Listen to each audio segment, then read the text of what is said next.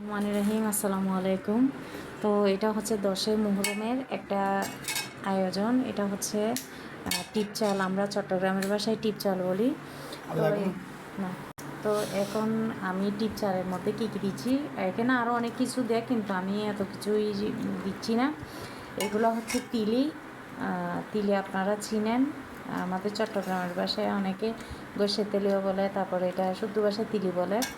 আর এটা হচ্ছে পোলাওয়ের চাল, আর পোলাওয়ের চালটা কিন্তু আমি আগেই ধুয়ে মানে ভিজা দিয়ে রেখেছিলাম, তারপর কিন্তু ওখান থেকে তুলছি। আর এটা হচ্ছে নারকেল, আর এ হচ্ছে কলা। আর এখন আমি চিনি দিব, তবে এখানে কোনো লবণ আমরা ব্যবহার করব না, যেহেতু এটা কোনো লবণ ব্যবহার করে না।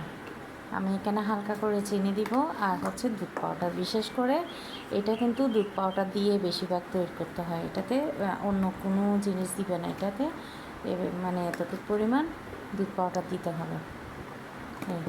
এটা হচ্ছে কাঁচা সিন্নি বলে, আমরা এটাকে কাঁচা সিন্নি বলি। তো আপনারা একবার ট্রাই করে দেখবেন। আলহামদুলিল্লাহ, এটা আজকের জন্য কিন্তু স্পেশাল একটা সিন্নি। এটা আমাদের মানে কিন্তু এই জিনিসটা করতো, সেটা আমরা দেখেছি আর আমরাও খেয়েছি।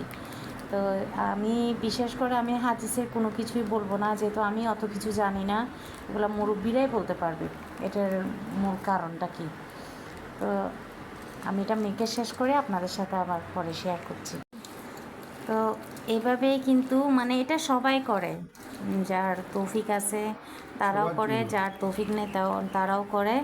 তো আলহামদুলিল্লাহ আমি করতেছি, আমার মেয়ে খাবে বলছিল।